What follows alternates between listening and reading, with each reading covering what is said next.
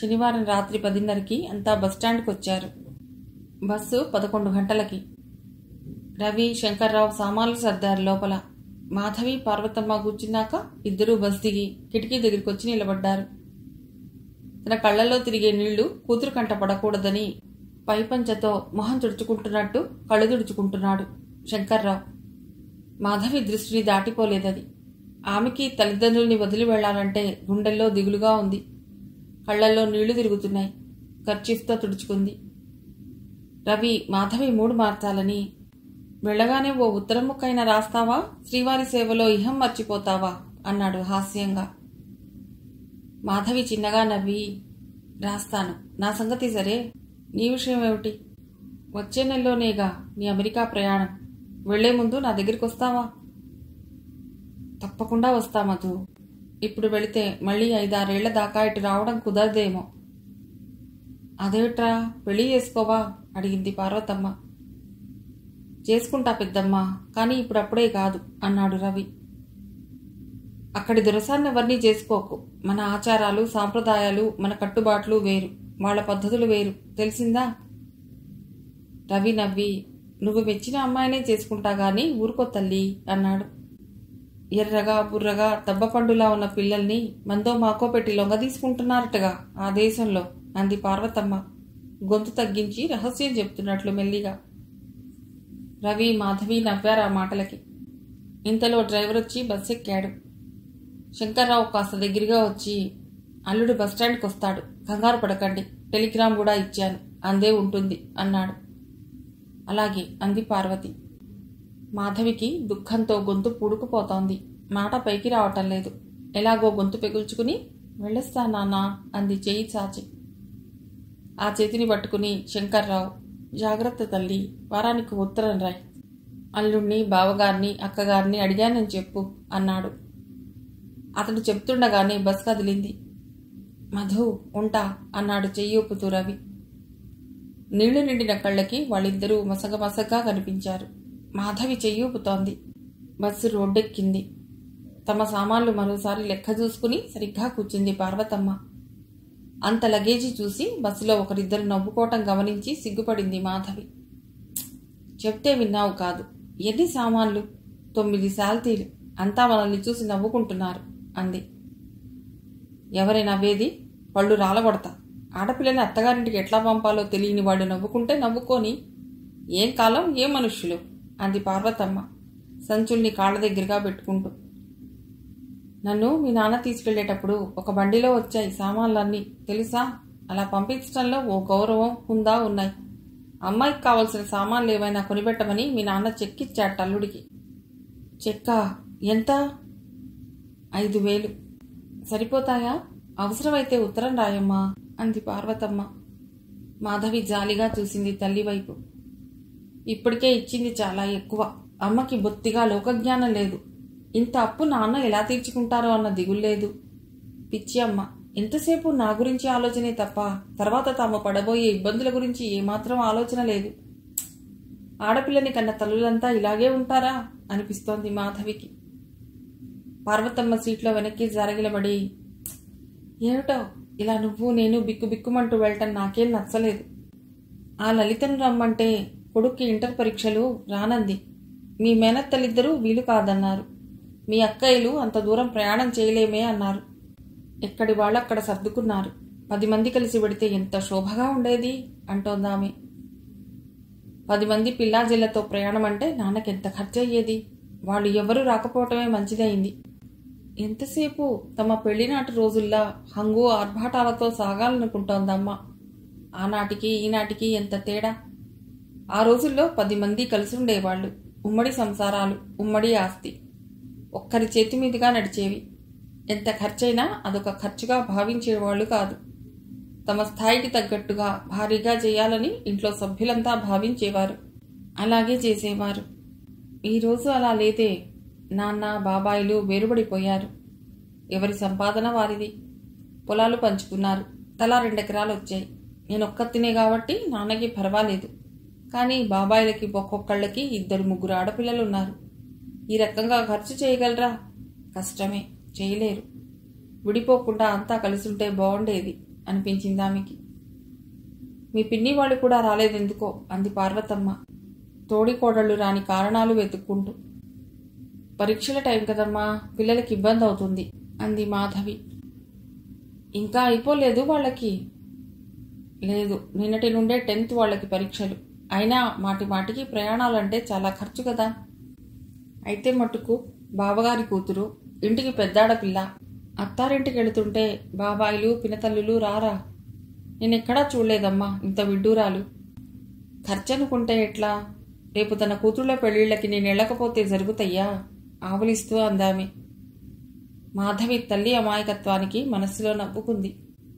పడుకోమ్మా, వారం రోజులుగా నానా హైరానా పడ్డావు అంది మాధవి. పార్వతమ్మకి కిటికీలో నుండి వచ్చే చల్లటి గాలికి కళ్ళు మూతలు పడుతున్నాయి. మాధవి వైపు చూసి నువ్వు పడుకోమ్మా అంది. మాధవి సీటు వెనక్కి తలాంచి కళ్ళు మూసుకుంది. మాగన్నుగా నిద్ర పట్టింది. విజయవాడ వచ్చేసరికి వణుకు వచ్చింది. పార్వతమ్మ వాటర్ బాటిల్ తీసి మంచిళ్ళు తాగుతోంది. కూతురికి గ్లాసులో పోసిచ్చింది. నిద్ర బాగానే పట్టింది అందామె బాటిల్ కింద పెడుతూ. తెల్లవారుతుందా వెళ్లేసరికి అంది మళ్ళీ తనే. 6 గంటలవుతుంది. అయితే పర్వాలేదు అనుకుంటూ మళ్ళీ కళ్ళు మూసుకుంది. ఆమె కిట్టే నిద్ర వస్తుంది పిలిచినట్లుగా. మాధవికి నిద్ర రావటం లేదు. అక్కడ ఎలా ఉండాలో ఆ అత్తగారు, అదో రకమైన ధోరణి గల భర్త, ఆ కొత్త వాతావరణం. తను ఇమడగలదా? ఆమె మనస్సు ఏడాది క్రితం జరిగిన సంఘటన దగ్గరికి వెళ్ళింది. తన స్నేహితురాలు సరోజ పెళ్ళై అత్తవారింటికి వెడుతోంది. అంతా సెండ్ ఆఫ్ ఇవ్వడానికి స్టేషన్కి వచ్చారు. సరోజ ఒకటే ఏడుపు. ప్లాట్ఫామ్ మీద నిలబడి సరోజ అమ్మ నాన్న కళ్ళు తుడుచుకుంటున్నారు. రైలు ఇంకా కదల్లేదు. సీట్లో కూర్చుని వెక్కిళ్లు పెడుతోంది సరోజ. సుకుమార్ ఆమె భుజం చుట్టూ చేయి వేసి కళ్ళు తుడుస్తూ, ప్లీజ్ సరు, ఊరుకో. ఏమిటిది, మరీ చిన్నపిల్లలా? ఇక్కడి నుండి 4 గంటలు ప్రయాణం. చూడు, వారం వారం మీ అమ్మా నాన్నల్ని వచ్చి చూద్దూ గాని, సరేనా? అతడు మరింత మెల్లిగా మాట్లాడుతూ బుజ్జగిస్తున్నాడు. సరోజ తల్లిదండ్రుల్ని కూడా ఓదారుస్తున్నాడు. ఏమిటండి పెద్దవారు, మీరు కూడానా? వారం వారం సరుని తీసుకొస్తాగా, ఊరుకోండి అంటున్నాడు. బాబూ, వట్టి పిచ్చి పిల్ల. పిలిచి పెడితే గాని అన్నం తినదు. తనకేం కావాలో కూడా నోరు తెరిచి అడిగే రకం కాదు. ఇక నుండి తల్లి తండ్రి అన్నీ నువ్వే. పిల్లని నీ చేతిలో పెట్టాం అంటోంది సరోజ తల్లి. సుకుమార్ చిన్నగా నవ్వి, మీరేం వర్రీ కాకండి అత్తయ్య గారు, మీ అమ్మాయికి గోరుముద్దలు చేసి నేనే తినిపిస్తాగా రోజు అన్నాడు. అతడన్న తీరుకి అంతా నవ్వారు. రైలు కదిలింది. సరోజ చెయ్యూపింది అందరికీ. ఉత్తరాలు రాయమంది. తను రాస్తానంది. సుకుమార్ చూపుల్లో సరోజ పట్ల గల ప్రేమ, ఆరాధన, ఆ దగ్గరితనం దాగటం లేదు. అతడు సరోజ చుట్టూ చేయి వేసి దగ్గరికి తీసుకుని కూర్చున్నాడు. భర్త చేతుల మధ్య ఇమిడిపోయి చెయ్యి ఊపుతోంది సరోజ. ఆ దృశ్యం తన మనస్సులో చాలా కాలం అలాగే నిలిచిపోయింది. తను కూడా అత్తవారింటికి వెళ్లేటప్పుడు తన భర్త ఇలాగే ప్రవర్తిస్తాడా, ఇంత ప్రేమగా చూసుకుంటారా అనిపించేది. తన కన్నె మనస్సులో రాబోయే జీవిత భాగస్వామి గురించి ఎన్నో తీపి కలలు. చెప్పినట్లుగానే సరోజ వెళ్లిన 10 రోజులకి ఉత్తరం రాసింది. ఆ ఉత్తరం నిండా సుకుమార్ చిలిపి మాటలు, చేష్టలు, అతడికి తన మీదున్న ప్రేమ, ఎంతో అభిమానంగా చూసుకునే అత్తమామల గురించి, తనెంత సుఖంగా ఆనందంగా ఉందో వివరిస్తూ రాసింది. ఆ ఉత్తరం తానెన్నిసార్లు చదువుకుందో. తర్వాత సరోజ దగ్గర నుండి ఉత్తరాలు తగ్గిపోయాయి. ఉద్యోగరీత్యా భర్తతో ఢిల్లీ వెళ్ళిపోయింది. ఇప్పుడు పసిపిల్ల తల్లి. గ్రీటింగ్స్ పంపింది. సరోజ వైవాహిక జీవితంలో తనది కూడా కుదుపుతో బస్సాగింది. మాధవి కళ్ళు తెరిచింది. కిటికీ నుండి చూసింది. వరుసగా బస్సులు, లారీలు ఆగుతున్నాయి. బస్సులో నుండి కొందరు మగవాళ్లు దిగారు. డ్రైవర్ దిగి 10 మందిని కలుపుకుని ముందుకెళ్లాడు. అరగంటకొచ్చారు వాళ్ళు. లారీ వాడెవడో తాగి రోడ్డుకి లారీ అడ్డంగా పెట్టి పడుకున్నట్ట. వీళ్ళెళ్ళి వాణ్ణి లేపి 4 చీవాట్లు పెట్టి లారీ తీయించారు. లోపలికి వచ్చిన మగవాళ్లు చెప్పుకుంటుంటే వింది మాధవి. దేశంలో తాగుబోతులు ఎక్కువయ్యారు. పోలీసులే దగ్గరుండి సారా ప్యాకెట్లు అమ్ముతుంటే దేశం ఏం కాను? కళ్ళు మానండోయ్ బాబు, కళ్ళు తెరవండోయ్ అని పాడిన చోట కళ్ళు తాగండోయ్ బాబు, కళ్ళు మోయండోయ్ అని పాడుతున్నారు. తన ఆలోచనలకి నవ్వొచ్చింది మాధవికి. ఏటో అన్నీ తన మనస్సుకే కావాలి. కాసేపు ఆలోచనలు కట్టిపెట్టాలనుకుంటూ కళ్ళు మూసుకుంది. ఆమెకి మెళకువ వచ్చేసరికి బస్సు నగర శివార్లలో ఉంది. అప్పటికే పార్వతమ్మ నిద్రలేచింది. అప్పుడే బొళ్ళు విరుచుకుంటున్న నగరాన్ని కళ్ళు విప్పార్చి చూస్తోంది. తర్వాత గంటకి బస్టాండ్కి వచ్చి ఆగింది బస్. శరత్ వచ్చిన్నాడు. భార్యను అత్తగారిని చూడగానే అతడు గబగబా లోపలికొచ్చి సామాన్లు అందుకున్నాడు. అత్తగారిని పలుకరించాడు. మామగారి యోగక్షేమాలు విచారించాడు. మాధవిని చూస్తూ బావున్నావా అన్నాడు. బావున్నానంటూ తలూపింది మాధవి. ఆటోలో వచ్చేశారింటికి. రుక్మిణి పిల్లలు వాకిట్లో నిలబడే ఉన్నారు. రుక్మిణి మాధవిని చూసి పలుకరింపుగా నవ్వింది. పార్వతమ్మను చూసి రండి పిన్ని గారు అంటూ ఆమె చేతిలోని సంచి అందుకుంటూ లోపలికి తీసుకొచ్చింది. చలపతి, సావిత్రమ్మ బియ్యపురాల్ని కుశల ప్రశ్నలు వేసి మర్యాద చేశారు. కాలకృత్యాలు, కాఫీ టిఫిన్లయ్యాక పార్వతమ్మ తెచ్చిన సారీ చూసి మొహం వికసించింది సావిత్రమ్మకి. రుక్మిణిని చూసి చూడు రుక్కు, సాయంకాలం మన చుట్టుపక్కల వాళ్ళందరికీ సారీ పంచి రావాలి అంది. అలాగే అత్తయ్య అంది రుక్మిణి. ఆమెకి ఇలాంటి పనులు చేయటం చాలా సరదా. మాధవిని కూడా తీసుకెళ్ళనా అడిగింది. వద్దులే, కాంతం గారమ్మాయిని తోడు తీసుకెళ్ళు అంది. మాధవి శరత్ గదిలో కూర్చుని జడ వేసుకుంటోంది. శరత్ కాలేజీకి వెళ్ళాడు. అతడి గదిలో ఏ మార్పు లేదు, ఆనాటిలాగే ఉంది. రుక్మిణి గదిలోకి వచ్చింది. మాధవిని చూస్తూ ఏమిటి, నువ్వు ఈ పూట ఆఫీస్కి వెడుతున్నావా అంది. లేదండి, రేపటి నుండి పెడతాను. మరి తయారవుతుంటే చూస్తూ అంది. మాధవి ఆవిడకేసి చూసింది. పాతది వెలిసిపోయిన చీర, తలదువ్వుకోలేదు, జుట్టంతా పైకి లాగి ముడిపెట్టింది. గబాల్న చూస్తే పని మనిషిలా అనిపిస్తోంది. టైం దాదాపు 10 కావచ్చింది. ఇంట్లో పని మనిషి ఉంది. శుభ్రంగా స్నానం చేసి నీట్గా ఉంటే ఏమైంది అనిపించింది మాధవికి. బయటికి వెళ్ళేటప్పుడే అందంగా శుభ్రంగా తయారు కావాలని, ఇంట్లో ఉన్నంతసేపు మడ్డిగా పనివాళ్లలా ఉండాలనుకునే కొందరి మనస్తత్వం ఆమెకి నచ్చదు. బయటికి వెళ్ళేటప్పుడే కాదు, ఇంట్లో ఉన్నప్పుడు కూడా శుచిగా శుభ్రంగా ఉంటే బాగుంటుంది. రుక్మిణి మాధవి కేసి చూస్తోంది. చక్కటి బారైన నొక్కుల జుత్తు, గులాబీ రంగు కటాఫ్ వాయిల్ చీరలో షోకేస్లో బొమ్మలా అందంగా ఉంది. చెవుల లోలాకుల థళథళలతో ఆమె చెక్కిళ్లు పోటీ పడుతున్నాయి. పాలల్లో పసుపు కలిపిన వర్ణం ఆమెది. ముట్టుకుంటే మాసిపోయి 7 మల్లెపూల రాజకుమార్తెలా సున్నితంగా కనిపిస్తోంది. రుక్మిణికి ఓ నిమిషం ఈర్ష్యగా అనిపించింది. పార్వతమ్మ వంటింట్లో సావిత్రికి వంటలో సాయం చేస్తూ మాట్లాడుతోంది. రుక్మిణి మాధవిని చూస్తూ నిలబడింది. కూర్చోండక్కయ్యా అంది కుర్చీ చూపి. తను మంచంపై కూర్చుంటూ మాధవి. రుక్మిణి కూర్చోకుండా స్నానం చేయాలి, ఇంకా పనుంది. పని మనుషులున్నా ఇంట్లో పై పని బాగానే ఉంటుంది. చిన్నత్తగారు పెద్దగా పని చేయలేరు, ఆవిడికి ఆయాసం. నేను సాయం చేస్తా పదండి అంది లేస్తూ మాధవి. వద్దులే, ఈ పూటేగా వచ్చావు, రేపటి నుండి ఎలాగూ తప్పదు, రెస్ట్ తీసుకో ఈ రోజుకి అంటుంటే పిల్లల ఏడుపులు వినిపించాయి. అదిగో వీళ్ళు కొట్టుకుంటున్నట్లుంది, స్కూళ్లలో జాయిన్ చేసేదాకా నాకు ఈ పాటలు తప్పవు అంటూ వస్తా, వాళ్ళు ఇల్లిపీకి పందిరేస్తారు, పిల్లలు గొడవ చేస్తే మామగారికి కోపం అంటూ వెళ్ళిపోయింది రుక్మిణి. మాధవి తన సూట్ కేసు తెరిచి పుస్తకాలు బయటికి తీసింది. వాటితో పాటు పర్స్ బయటపడింది. తీసి చూసింది. 1000 రూపాయలున్నాయి. ఈ పర్స్ నా సూట్ కేసులోకి ఎలా వచ్చింది? ఇది నాన్నగారిదే అనుకుంది. మధ్యాహ్నం భోజనాలయ్యాక తల్లి కూతురు గదిలో విశ్రాంతిగా పడుకున్నారు. డబ్బు గురించి తల్లిని అడిగింది మాధవి. మీ నాన్నగారు ఇచ్చారు, నేనే నీ సూట్ కేసులో పెట్టా. ఏదైనా అవసరం వస్తే అల్లుడిస్తాడనుకో, కానీ కొత్త గదా, మొహమాటపడి ఎక్కడ ఇబ్బంది పడతావునని ఆయన బెంగ. కళ్ల ముందు కన్నీరు పైపంచతో తుడుచుకుంటున్న తండ్రి మెదిలాడు మాధవికి. గుండె ఆర్ద్రమై కళ్లల్లో నీళ్లు తిరిగాయి. బిడ్డల మనస్తత్వాలు కన్నవాళ్ల కంటే ఎవరికీ ఎక్కువగా తెలియవేమోననిపించింది మాధవికి. సాయంకాలం రుక్మిణి పట్టుచీర కట్టుకుని ఎదురింటి కాంతమ్మ గారమ్మాయి పరిమళని తీసుకుని అందరికీ సారె పంచొచ్చింది. ఇరుగు పొరుగు ఇంటికొచ్చారు కొత్త కోడల్ని చూసేందుకు. అందరూ మాధవిని చూసి బాగానే ఉంది అని సర్టిఫికెట్ ఇచ్చి ఫలహారాలు చేసి కాఫీ తాగి తాంబూలం, పళ్ళు, పసుపు, కుంకుమ, స్వీటు తీసుకుని వెళ్ళిపోయారు. 7:30 దాటాక వచ్చాడు శరత్. అతనికి ఎదురొచ్చి రుక్మిణి, భార్య వచ్చాక కూడా నువ్వు ఇట్లా 8 గంటలకి రావటం ఏం బాగోలేదయ్యా అంది. మళ్ళీ తనే, మల్లెపూలు తేకపోయావా అంది. మీరు కొనుక్కోవచ్చుగా అన్నాడు శరత్. మేం కొనుక్కోలేక కాదు, డబ్బులు లేక కాదు, భార్యకి ₹1 పెట్టి పూలు తెచ్చి భర్త ఇస్తేనే అందం, తెలుసుకో. ఇలాంటి చిన్న చిన్న విషయాలు కూడా తెలియని బుద్ధావతారానివి. శరత్ మాట్లాడకుండా దొడ్లోకి వెళ్ళాడు.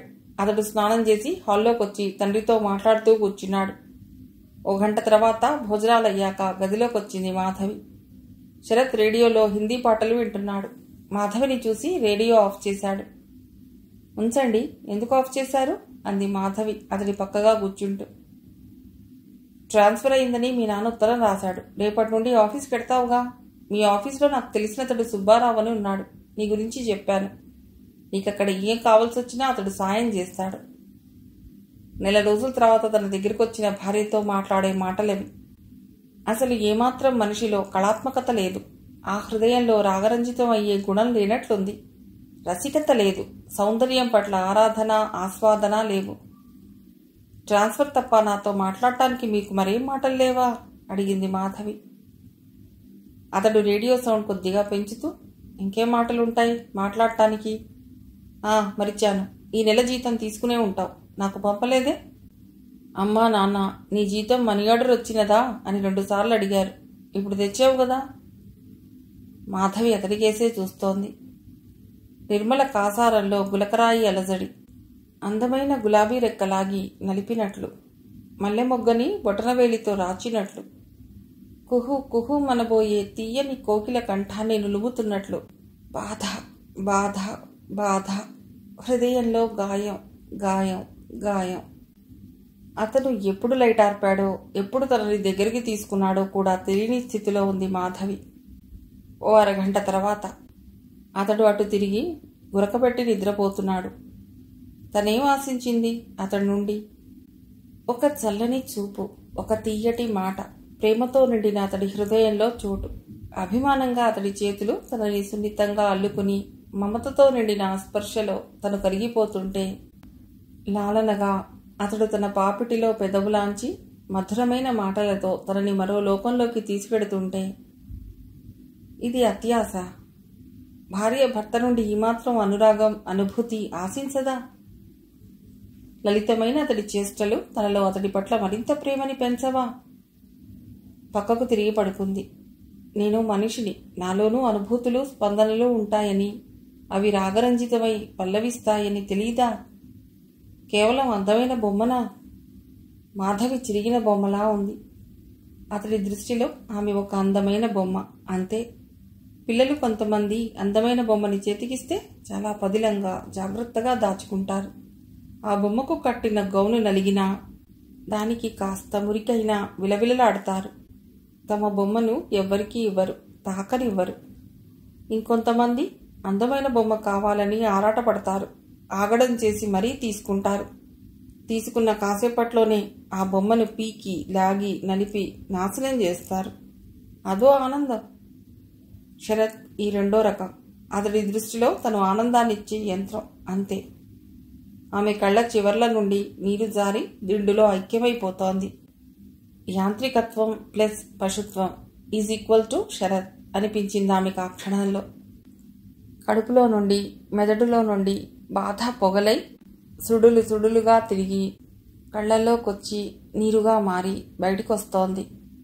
ఈ బాధ ఎవరితోనూ చెప్పుకోలేనిది, ఎలా చెప్పుకోవాలో తెలియనిది. దాని స్వరూపము కేవలం తన హృదయానికే పరిమితమైన తనలోని రసనాడుల్ని సమూలంగా దహించేస్తోంది. యాంత్రికత, యాంత్రికత, అంతా యాంత్రికత. కొంతమంది అన్నం తింటుంటే ఎదుట కూర్చున్న వాడికి ఆకలి వేస్తుంది, అంత అందంగా తింటారు. కొంతమంది తింటుంటే మళ్ళీ జన్మలో ఆ పదార్థాలు చూడకూడదనిపిస్తుంది, చూసేవాళ్లకంత వికారం కలిగేటట్లు తింటారు. శరత్ తినటం ఇలా ఉంటుంది, అంతా యాంత్రికం. ప్రతి పనిలోనూ అంతే. శ్రద్ధ కానీ, చేసే పని పట్ల ఓ కళాత్మక ధోరణి కానీ ఏమీ ఉండవు. ఆఖరికి భార్యతో గడిపే ఈ సమయంలో కూడా యాంత్రికతే. ముక్కు చీదినట్లో, కాలు జాడించినట్లో, దగ్గినట్లో, తుమ్మినట్లో, అంతా అప్రయత్నంగా, తన బుద్ధితో, హృదయంతో ప్రమేయం లేకుండా జరిగే పనుల్లాగా. ఇది కూడా అంతే. అతడు సన్నగా పెట్టే గురక రిథమిక్గా ఉంది. మాధవి చెవుల్లో వేళ్లుంచుకుని రాణి నిద్రను తిట్టుకుంటూ కళ్ళు మూసుకుంది. 4 రోజులు గడిచాయి. అత్తగారికే కాక తోడికోడలకు కూడా అప్పగించింది కూతుర్ని పార్వతమ్మ. కన్నీళ్లతో భారమైన హృదయంతో కూతుర్ని విడిచి తిరుగు ప్రయాణం కట్టింది. ఆమె వెళ్లిన మర్నాడు గాని మాధవి ఆఫీస్కి వెళ్ళటానికి వీలు కాలేదు. శరత్ తన కూడా వెంటబెట్టుకుని మాధవిని వాళ్ళ ఆఫీస్కి తీసుకెళ్లాడు. సుబ్బారావు వాళ్ళకి ఎదురొచ్చాడు. హలో, రండి రండి, ఈరోజే వచ్చారా? సుబ్బారావు చెవుల దాకా నోరు తెరిచి నవ్వుతూ అడిగాడు. వచ్చి 4 రోజులయ్యింది. ఆఫీస్ తనకు కొత్త కదా, నిన్ను పరిచయం చేద్దామని తీసుకొచ్చాను. సుబ్బారావుకి షేక్ హ్యాండ్ ఇస్తూ అన్నాడు శరత్. సుబ్బారావు మాధవిని చూస్తూ, నీకేం భయం లేదమ్మా, ఆఫీసర్ నుండి అందరూ మనవాళ్లే, నువ్వు పని చేయకపోయినా పర్వాలేదు అన్నాడు. మాధవి నవ్వి ఊరుకుంది. పని చేయకపోయినా పర్వాలేదుట, ఆఫీస్కి వస్తుంది ఎందుకు? రండి, ఇప్పుడే మా ఆఫీసర్ వచ్చాడు అన్నాడు లోపలికి దారి తీస్తూ. శరత్, మాధవి సెక్షన్లోకి వచ్చారు. గది ముందున్న నేమ్ బోర్డు చూశాడు శరత్. పతంజలి శాస్త్రి అని ఉంది. లోపలికి వచ్చారిద్దరు. నమస్తే సార్ అన్నారు ఆయన్ని చూస్తూ. 50 ఏళ్ళు ఉండొచ్చు. తలకు రంగేసుకున్నాడు. కుర్రవాడిలా కనిపించాలన్న ఆయన తాపత్రయం కొట్టొచ్చినట్లు కనిపించింది మాధవికి. తలెత్తి, ఎవరు మీరు, ఏం కావాలి అన్నట్లు చూశాడు. శరత్ తన పేరు, తన కాలేజీ పేరు ముందు చెప్పుకుని తరువాత మాధవిని పరిచయం చేస్తూ, ఈమె నా భార్య మాధవి, గుంటూరు నుండి ట్రాన్స్ఫర్ అయి వచ్చింది ఇక్కడికి అంటుండగానే మాధవి తన ట్రాన్స్ఫర్ ఆర్డర్ ఆయన ముందు జరిపింది. ఆయనది చూస్తూనే, ఓ అవునవును, మీరే కదూ మాధవి, కూర్చోండి కూర్చోండి అంటూ ఆర్డర్ తీసుకుని చూసి ఫైల్లో పెట్టుకుంటూ బెల్ నొక్కాడు. ఓ నిమిషం తర్వాత ప్యూన్ లోపలికి వచ్చాడు. 3 టీ అన్నాడు ఆయన. అతడు వెళ్ళిపోయాడు. శరత్ ఆయనతో తన భార్యకేమీ తెలియదని, అమాయకురాలని, ఇంత పెద్ద సిటీకి రావటం ఇదే మొదటిసారని, పరాయి మగవాళ్లతో మాట్లాడదని చెబుతుంటే మాధవి విస్తుపోయి చూసింది అతడి వైపు. ఉద్యోగాలు చేసే ఆడవాళ్లు మాట్లాడకుండా బిగుసుకుని ఎలా కూర్చుంటారు? ఆఫీసర్ గారు శరత్ వైపు అదోలా చూశాడు. ఇంతలో టీ వచ్చింది. 3కి టీ ఇచ్చి పెడుతున్న ప్యూన్ని పిలిచి, చూడు రంగా, సుబ్రావుని రమ్మన్నానని చెప్పు అన్నాడు. 2 నిమిషాల తర్వాత సుబ్రావు లోపలికి వచ్చాడు. పిలిచారా సార్ అంటూ. చూడు సుబ్రావు, ఈమె మాధవి, మన ఆఫీస్లో ఈరోజే. నాకు తెలుసు సార్, శరత్ నా ఫ్రెండ్ అన్నాడు మళ్ళీ నోరంతా చెవుల దాకా తెచ్చి.